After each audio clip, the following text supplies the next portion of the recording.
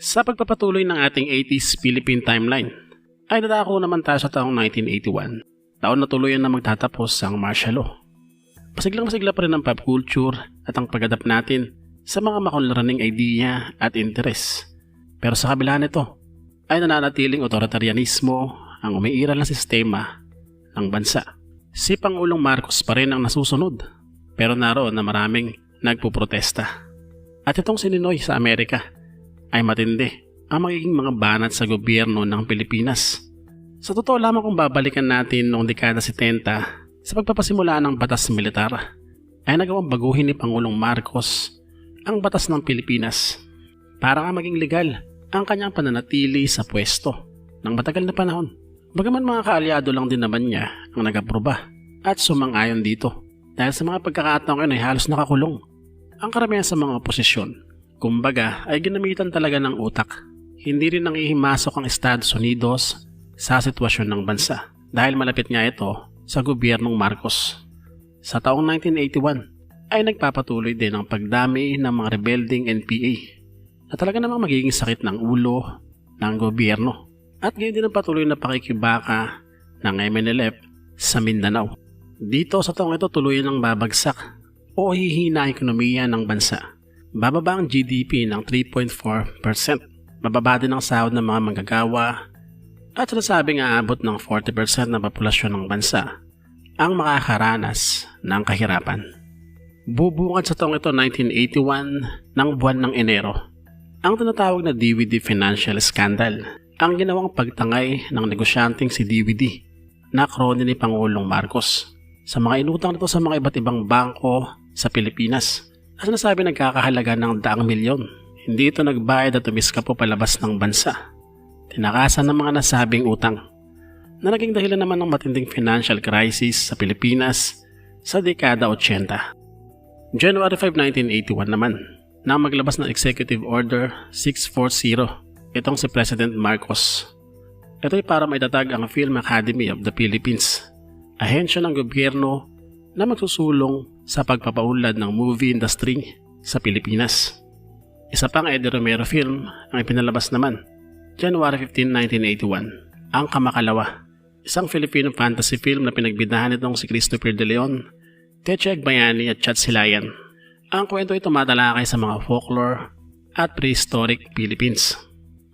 Ito ay bahagi ng epic historical trilogy nitong si Eddie Romero.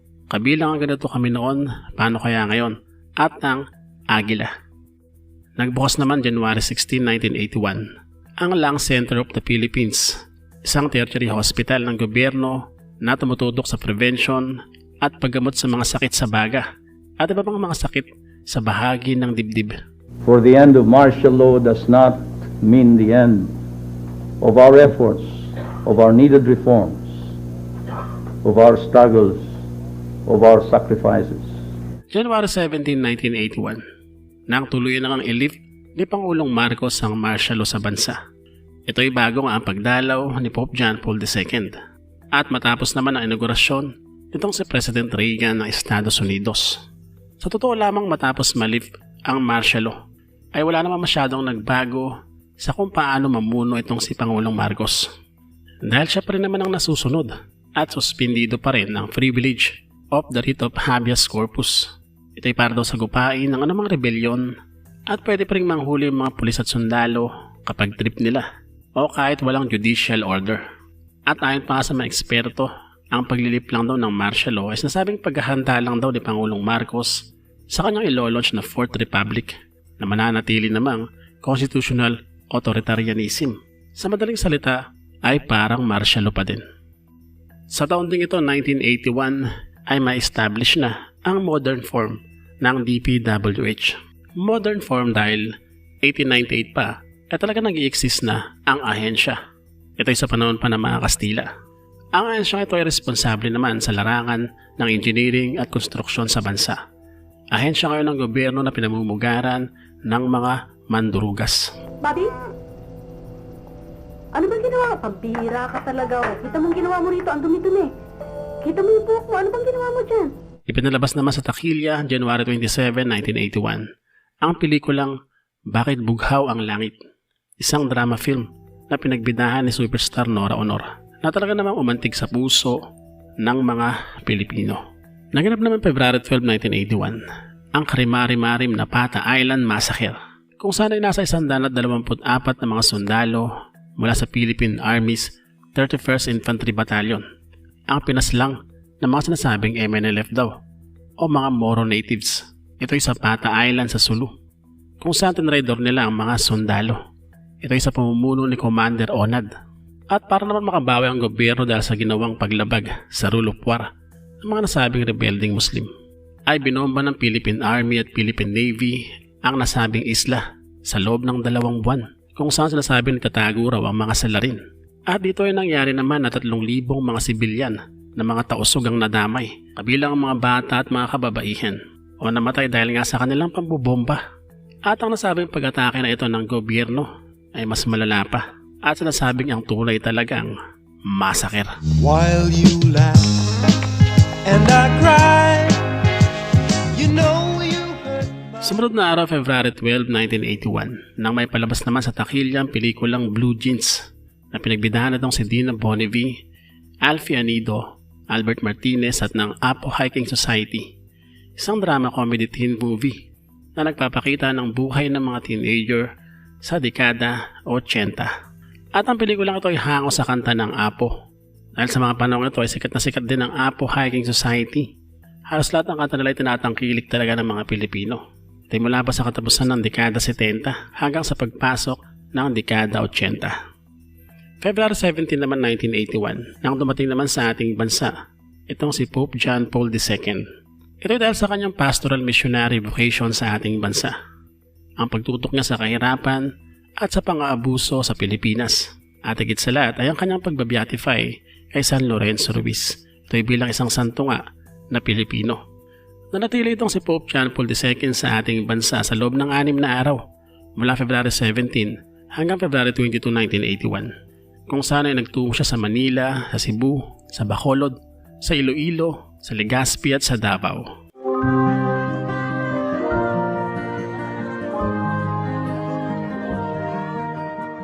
Isa ring pelikulang nagmumulat sa mga kabataan sa mga maling desisyon na pwedeng makasira sa buhay ang ipinalabas sa takilya February 20, 1981, ang High School Scandal na pinagbidahan itong sina Sandy Andolong, Gina Alahar, Ting Hocson at Grege Liwag.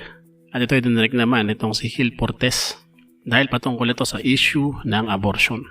Naging soundtrack ng pelikulang ito ang hit song ni Sharon Cuneta sa taong 1981. Ang High School Life o yung tinatawag ding High School.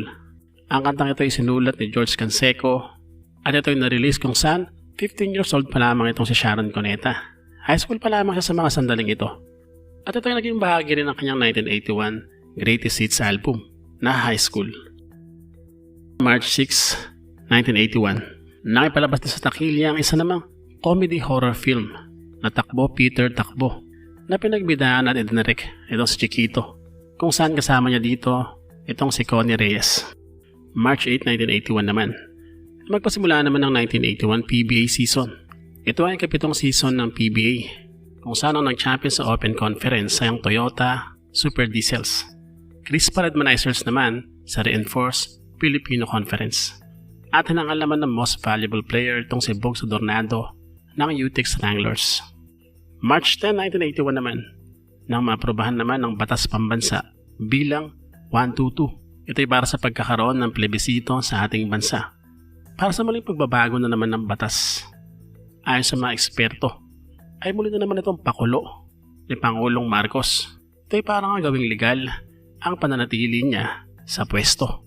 Sa taon din ito 1981, sa kabila ng maigpit na mata ng gobyernong Marcos sa pagpapalabas ng mga pelikula na mayroong temang social realism, sinasabing maaring gumising daw sa mga kamalayan ng Pilipino, ay patuloy ang ilang mga film producer at mga direktor sa paglikha ng mga ganitong uri ng panoorin, tulad ng pelikulang kontrobersyal na ipinalabas sa takilya March 20, 1981 na pinagbidahan itong si Philip Salvador, Charo Santos Concio at Gina Alahar. Ito ay sa panulat ng magaling na manunulat na si Tony Perez at sa direksyon naman ng batikang direktor na si Lino Broca. Ito ay madilim na kwento sa likod ng Philippine showbiz industry. Binawian naman ng buhay March 22, 1981. Itong si Gil Puyat, isang Pilipino politician at businessman na nakilala bilang senador at naging Senate President din bago ideklara ang martial law noong 1967 hanggang 1972. Buwan ng Abril, April 7, 1981, naganapin na nga sa bansa ang national at local plebiscite. Ito'y parang amyendahan ang 1973 Constitution na si Pangulong Marcos din naman ang humabi. Taong 1973 kasi nagawin niyang parlamentaryo ang sistema ng bansa. At ito ang 1981, gamit ang plebisito, ay muling ang babaguhin ng batas sa pamamagitan ng pagboto ng no or yes. At sinasabing sa muling pagbabago ng batas na ito ay sinasabing paghahanda rin daw sa darating na 1981 presidential election. Sa buwan nga ng Hunyo na muling magluluklok kay Pangulong Marcos bilang Pangulo. At ayun na nga, sa naganap na plebisito ay nanalo ang yes na merong 79.53% na boto. Sa larangan naman ng musika sa panahon ito, sinasabing ito raw ay golden age sa ating bansa. Nagpatuloy ang kasikatan ng Manila Sounds kasabay ang pagsibol ng mga OPM ballad tulad ng mga kanta nitong sina Basil Valdez, Nonoy Zuniga, Ryan Cayabyab, Haji Alejandro at Rico J. Puno. Kumusta ka? Ikaw ay walang pinag-iba. Give me hope, the strength, the will to keep on. Hindi pang taong nagtutulakan sa abinidang aking napagdaanan. Walang tigil ang gulo sa aking pag-iisip. Bakit pag-ibig? Ako sa'yo ipaglalaban ko. Natapos ko ang aking pag-aaral, tayo'y magkakalayo. Nariyan din ang mga bandang Juan de la Cruz at Asin. Dead na dead talaga ako sa mga Pokemon. Lapit mga kaibigan at makinig kayo. At sa panahon ito ay sikat sa bansa ang mga radio station na DZRJ at ang WXB 102 kung saan dito nakikinig ang mga Pilipino na mga paborito nilang kanta. At syempre nariyan din ang impluensya ng mga new synth, heavy punk at new wave sa ating bansa.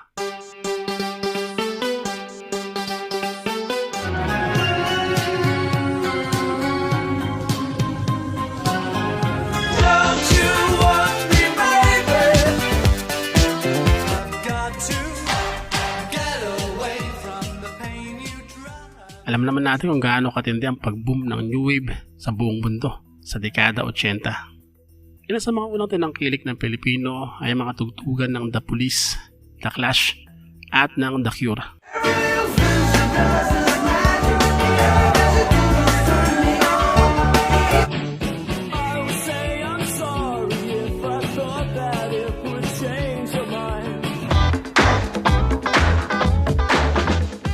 Sa taong ding ito 1981 ay matatatag ang Makati Business Club, isang private non-profit business association na binubuo ng mga company executives.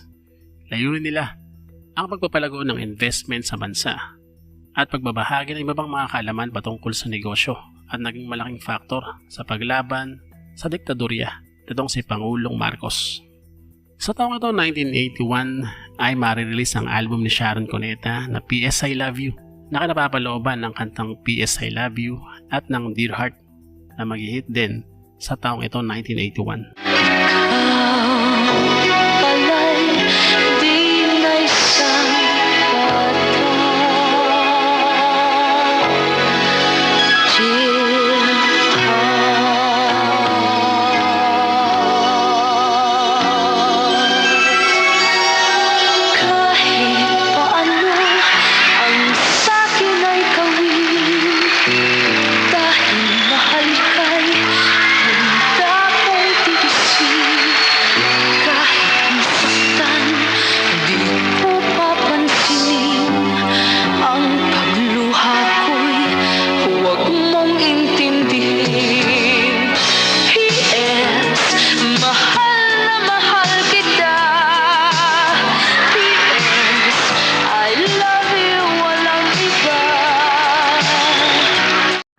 Isang comedy horror film naman ang ipinalabas May 14, 1981, ang Mang Kepweng's Final Conflict. Kwento nitong si Mang Kepweng, isang albularyo na pinagbidahan nitong si Chiquito kung saan ay makikipagtunggali siya sa mga alagad ng dilim o mga zombies na atake sa kanilang baryo. Isang Lito Lapid film naman ang ipinalabas naman sa takilya ng sumunod na araw, May 15, 1981, ang Hieronimo, kung saan kumalapit itong si Lito Lapid bilang si Hieronimo nga, isang matapang na binatilyo na mamumuno sa kanilang tribo para harapin ang mga umuusig sa kanila. Pagdating naman sa popularidad ng comics, sa taong ito dekada 80 ang sinasabing peak ng kasikatan nito sa ating bansa. Nariyan pa rin ang Filipino comics, Tagalog comics at Hiwaga comics, kung saan nagsisikat ang mga creator na sina Mars Ravelo, Nestor Redondo, Jim Fernandez, Carlo J. Caparaz, Elena Patron, at marami pang iba. Kaya din ang mga karakter nitong sina Suma, Captain Barbell, Lastic Man, at Darna. Ipinalabas naman sa takilya June 4, 1981 ang crossover at masabing pagme-merge o pagko-collab ng dalawang nangungunang teleserye sa taong ito 1981, ang Flor de Luna at ang Analisa. At ang pelikulang ito ay Flor de Lisa. Ito ay pinagbidahan ni Janice de Belen at Julie Vega. Malamarak-larang kwento rin ang magkapatid na lumaking magkikiwalay sa magkaibang sitwasyon ng buhay. Isa namang Steven Spielberg na pelikula, ang Indiana Jones, The Raiders of the Lost Ark, ang na-release June 12, 1981, na nagustuhan ng mga Pilipino. Ito ay first installment ng Indiana Jones series na nag-hit sa buong mundo. June 14, 1981 naman, nang maganap naman ang tinatawag na Dait Massacre, kung saan 4 ang binawian ng buhay dito at halos 50 naman ang nasugatan. Ito ay ng pagbabarilin ng puwersa ng gobyerno o ng mga sundalo ang mga nagpoprotesta sa Dait Camarines Norte na humihiling ng pagtaas ng presyo ng kopra. Kanila rin kinokontra ang sinasabing peking eleksyon na magaganap at ang issue ng Coco Levy Fund Scam. Grupo sila na kung tawagin ay kilusang mamamayan para sa tunay na demokrasya. At ang 4 na namatay sa kanila itong sina Jose Esteban Alcantara, Rogelio Salayon Guevara, Elmer Liz Lagareja at Benjamin Buena Susat, kung saan ay nakasulat mga pangalan nila sa bantayog ng mga bayani. Samantala, bago ang araw ng eleksyon o presidential election sa buwan na ito ng Hunyo, ay ilang oposisyon ang nag-boycott dahil sinasabi nilang tiyak na kontrolado rin naman ng gobyerno ang magiging resulta. O kontrolado rin daw ito ni Pangulong Marcos. Nagkakalokohan lang daw ito ay sa grupo ng UNIDO o ng United Nationalist Democratic Organization. At ayun na nga, June 16, 1981, nang ganapin sa bansa ang 1981 presidential election, kung saan nakalaban ni Pangulong Marcos sa Panguluhan ang nagngangalang Alejo Santos. Napakawala lang din naman daw niya. Siyempre naging landslide ng boto na pabor kay Pangulong Marcos. Muling maluluklok bilang Pangulo ng bansa. Sa mga panahon kasing ito ay wala talagang matinding oposisyon na pwedeng bumangga sa kanya dahil nga nasa Amerika si Ninoy sa mga pagkakataong ito. Sa pagkapanalong ito ni Pangulong Marcos at sa pagbabago nga ng batas ay muli siyang magiging Pangulo ng bansa. Muli siyang manunungkulan ng 6 na taon. At dito ay ilolaunch siyang tinatawag na Fourth Republic, kung saan mananatili pa rin otoritarianismo ang sistema ng bansa. Mananatili siyang diktador. Mananatiling suspendido ang privilege of the writ of habeas corpus. So walang pagbabago. June 30, 1981 naman, nang muling manumpa itong si Pangulong Marcos sa pagiging Pangulo ng bansa. At itong si Cesar Virata naman bilang punong ministro. Sa pagpasok ng buwan ng Hulyo, sasalubong sa bansa ang bagyong Daling na mananalasa sa Kabisayaan at sa Southern Luzon. Sa taon din ito 1981 ay marirelease ng batang-batang si Lea Salonga ang kanyang debut album na Small Boys. Ito ay sa ilalim ng FGS Records, kung saan ang album na ito ay umabot ng gold records. Ilan sa mga sumikat na kanta dito ay ang I Am But Small Boys, Rainbow Connection, Thank You for the Music at marami pang iba. July 7, 1981, nang maitatag ang Tape Incorporated o Television and Production Exponents Incorporated nitong si Romeo Halusos at ni Tony Toviera. Nakilalang TV company na ito sa pagpuproduce, kabilang ang Itbulaga na hinawakan nila mula 1981 hanggang 2024. 1981 din nang matatag ang Malaya newspapers na Tagalog ang lengguwahe sa mga sandaling ito sa itong broadsheet na nakabase sa Intramuros. At 1983 naman na magkaroon na ito ng English language. I'm next to ecstasy. July 24, 1981 naman, na ipalabas sa takilya ang Sharon Cuneta film na Dear Heart, kung saan gumanap siya bilang April. At ang kaparehan niya naman na si Gabby ay gumanap naman bilang si Jimmy. Sa kwento ay paglalaban nila ang kanilang pagmamahalan sa kabila ng maraming mga pagsubok. Uy! Anong ginagawa mo rito? Naantok pa ako eh. July 23, 1981, ay palabas naman sa takilyang Babaeng Inugot sa Aking Tadyang na nakabase sa graphic novel nitong si Carlo J. Caparas na pinagbidahan naman itong si Vivian Velez at Eddie Rodriguez. Classic Filipino sex violence form ng pelikula na patungkol sa lalaking na humaling sa isang babaeng misteryosong dumating lamang sa kanyang buhay. Ay, mamaya na ipagtalon. Kailangan manicure muna bago ba yan?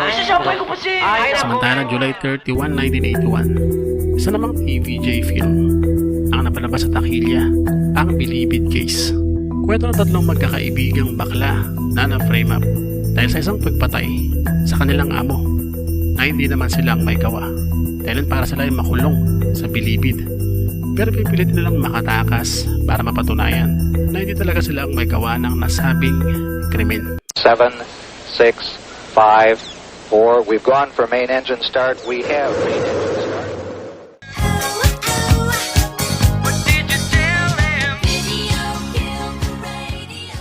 August 1 naman 1981 nang i-launch ang music channel na MTV o Music Television, kung saan ang kauna-unahang music video na nag-play dito ay ang Video Killed the Radio Star ng bandang The Baggies.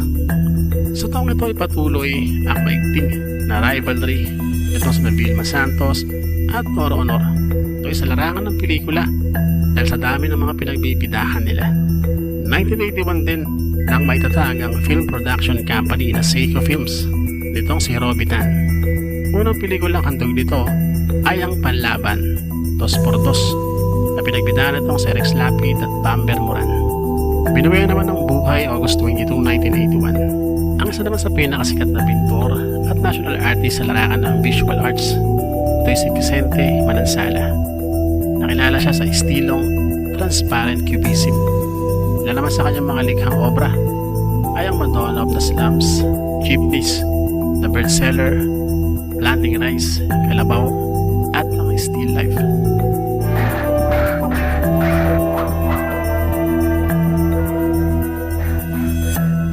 August 28, 1981, nang may palabas naman sa takilya ang pelikulang Maestro, itong si FPJ. Pelikula nagpapakita ng martial skill, kung saan ang ulilang si Hernan o si FPJ nga ay magmamana ng titulo bilang Master Swordsman. Ito ay sa kanyang guro at lalabanan naman niya ang mga masamang loob. Ito ay para mapatunayan na karapat dapat siya sa titulong minana niya. Isang kahindik-hindik na pangyayari naman ang naganap August 31, 1981 nang ang trading vessel na MB Nuria 767 ay atakihin ng mga pirata. Ang nasabing trading vessel ay may rutang Hulusulu at Lubuan, Malaysia. Nang atakihin ito ng mga pirata sa Cagayan de Tawi-Tawi. Agad silang ninakawan ng mga ito at ang kahindik-hindik nga ay pinagpabaril ng mga ito ang mga crew ng nasabing barko. 11 agad na binawian ng buhay. At dahil naman sa takot ng iba pa ay nagsilundagan ng mga ito sa dagat, kung saan sa 48 tumalon ay 25 binawian ng buhay nang dahil sa pagkalunod. At ang pangyayari ito ay sinasabing isa sa pinakamalalang pag-atake ng pirata sa kasaysayan ng Pilipinas. 1981 din nang mapasimulan sa Pilipinas ang Coca-Cola Beverages na unang tinawag na Coca-Cola Bottlers Philippines Incorporated. Ang kumpanya ay natatag sa pamamagitan ng joint ventures ng San Miguel, ang bottling company sa Pilipinas, kung saan 70% sa San Miguel at 30% naman sa Coca-Cola Company.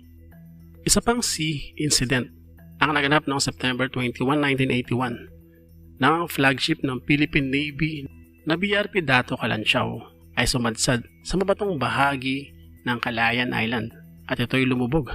Ito'y dahil sa bagyong Rubing. At sa paglubog ng barkong ito ay sinasabing 79 ang binawian ng buhay at 18 lamang ang nakaligtas. 1981 din nagpasimula ang McDonald's sa ating bansa o ang McDonald's Philippines. Ang itayo nitong si George T. Yang, ang kauna-una McDonald's restaurant sa Moraita sa Manila.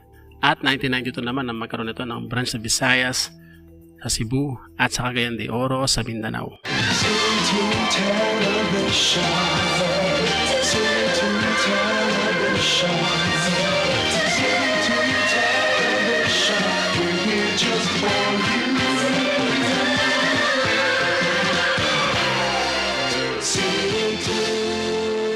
Sa buwan naman ng Oktubre ay nag-rebrand ang TV station na BBC2 kung saan ay naging City 2 na ito.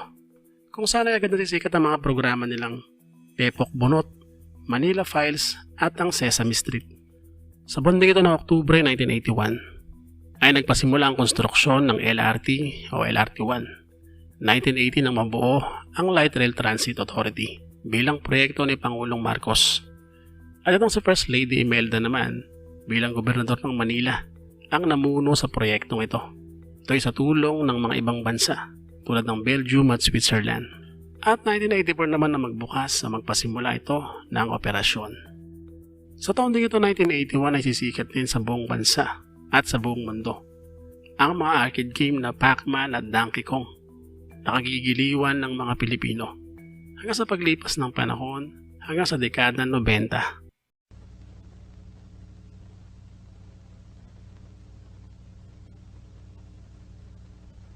November 11, 1981, nang may tatag ang Viva Communications o Viva Entertainment Incorporated o Viva nitong si Vic Del Rosario Jr.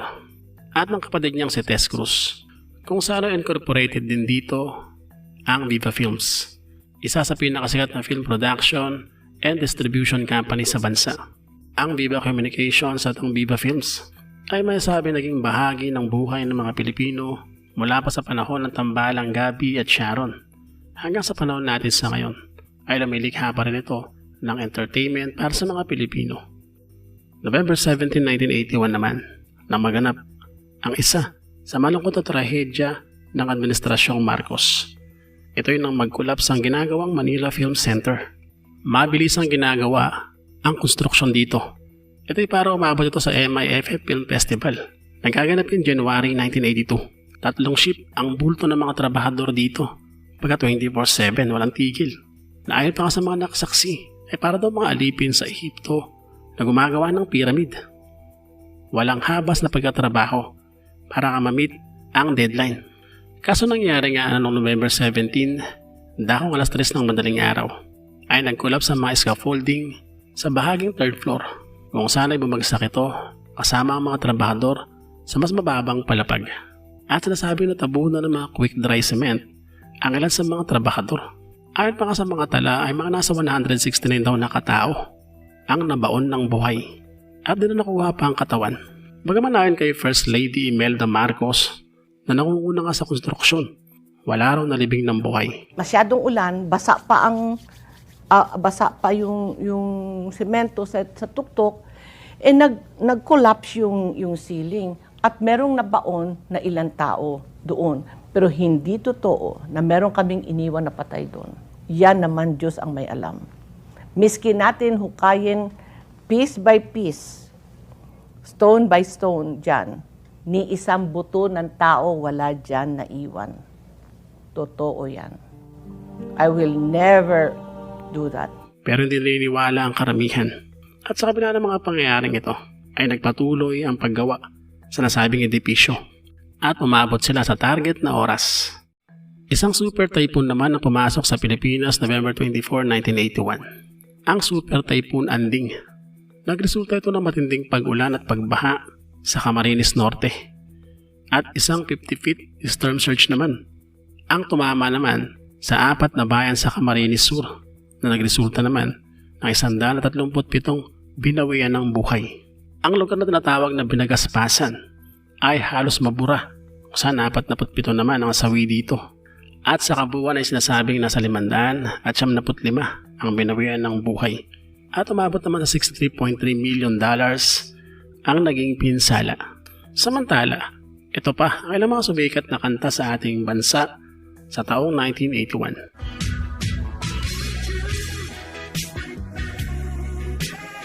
Because your kiss is on my lips. Because your kiss celebrate good times. Come on, let's celebrate. And she'll tease you, she'll unease you. All the better just to anyone can see. It's my turn to see what I can see. You'll be the only one. We could just get through it just one. Taong 1981 din nang maitatag o ma-establish ang pinakasumikat at masabi ring pinakamatagal na kumpanya ng burger sa bansa. Ito dahil sa hanggang sa ngayon nga ay nag-i-exist pa rin ito, ang Burger Machine. Ito ay tinatag ni Fe Esperanza Rodriguez at ng kanyang kapatid. At ang kanilang naging unang branch ay sa Caltex Gasoline Station sa intersection ng EDSA at Julia Vargas Avenue sa Mandaluyong. Ang burger food station na ito ay hindi nagsasara o 24/7. Kaya naman binansagan sila na the burger that never sleeps. We're the burger machine, the burger that never sleeps. Wipe off that hungry face and put on a smile. You don't have to stand in line. We're always ready to serve you. We'll cook it right before you. Breakfast to start your day. Lunch, snacks and dinner. You're never far from a burger machine. Burger machine. December 6, 1981 naman, nanganapin naman sa bansa ang 11 Southeast Asian Games kung saan pumakotlo tayo sa kabuuan na merong 55 na golds, 55 na silvers at 77 na bronze. Sa mga panahon ito ay kilalang kilala itong si Lydia De Vega. Isa pang massacre na ginawa ng mga sundalo ang naganap naman sa buwan ng December 19, 1981 kung saan 5 magsasaka at mga isda ang napaslang ang pagbabarilin nila ang mga ito sa gitna ng protesta. Ito ay sa tulay ng Bakong sa Kulasi sa Antique. Ayon sa mga militar ay mga NPA daw ang kanilang napatay at nakipagbarilan pa daw ang mga ito sa kanila. Pero sa mas malalim na investigasyon ay napatunayang inosente at ordinaryong tao lang ang mga naging biktima. Sa taong ito 1981 ay mag-release ng Christmas album itong si Ray Valera, ang The Ray Valera Christmas Album, kung saan nakabaloob dito ang mga kantang Christmas na Wala Ka Pa at ang Unang Pasko na Kasama Ka. Mga kantang magugustuhan ng mga Pilipino at sumikat ng gusto sa Pilipinas. Pagkasama kita sa araw na ito, mahirap sa akin ang Pasko na nag-iisa. Ang kampanay tuluyang nang gigising upang tayong At isa pang Christmas song ang sumikat din sa taong ito 1981, ang Kampana ng Simbahan na kinanta nitong si Leo Valdez. Isang masiglang awitin sa panahon ng Kapaskuhan na hanggang sa ngayon ay patuloy pa rin pinapatugtog sa mga radyo. Nakapasok naman sa 1981 MMFF o Metro Manila Film Festival ang mga pelikulang Ang Babae sa Ulog, Indio, Inito Lamig, Kamlun, Kapitan Kidlat, Karma, Isap Mata, Pagbabalik ng Panday, Rock'n'Roll at Ang Tropang Bulilit. Nagwagi bilang Best Actor itong si Vic Silayan sa pelikulang Isap Mata. At nagwagi naman bilang Best Actress itong si Vilma Santos sa pelikulang Karma. At Best Director naman itong si Mike De Leon para sa pelikulang Isap Mata. Malungkot ang pagkatapos ng taong 1981 nang binawian ng buhay ang aktor na si Alfie Anido, December 30, 1981. Isa ito sa kaso ng pinakamisteryo at kontrobersyal na pagkamatay sa Philippine showbiz. Natagpuan kasi itong wala ng buhay sa kanyang bahay sa Bel Air sa Makati na may tama ng bala. Ayon sa ulat, ay kinuha niya raw ang kanyang sariling buhay. Pero may mga lumalabas na haka-haka o spekulasyon na may kinalaman daw dito ang kanyang relasyon sa anak ni Juan Ponce Enrile, si Katrina Ponce Enrile. Defense Minister itong si Enrile sa bansa sa mga panahong ito. At ayaw niya daw dito kay Alfie para sa kanyang anak. Kaya naman nga nagkaroon nga ng mga haka-haka na baka may kinalaman daw itong si Enrile sa nasabing krimen. Pagkaman hindi naman ito napatunayan. Sa dami ng mga hindi magandang nangyari sa taong ito, 1981, masasabing baliwala talaga ang pag-aalis ng martial law. Matindi pa rin ang pang-aabuso at may mga napatay pa. May mga massacre pa. At lalo rin lumalala ang sitwasyon ng bansa. Umalog na ng gusto ng ekonomiya at lumala ang kahirapan. Ang muling pagpupo ni Pangulong Marcos bilang Pangulo ay masasabing pagluluklok niya rin sa kanyang sarili dahil kontrolado naman niya ang lahat. Sa taong 1982 ay pag-uusapan naman natin ang barangay election na gaganapin. Maraming salamat sa inyong mga sa inyong pagsama sa video natin sa araw na ito. Kung hindi ka pa nakapag-subscribe ay mag-subscribe ka na. Maraming salamat sa inyong mga at see you sa next episode. Bye-bye.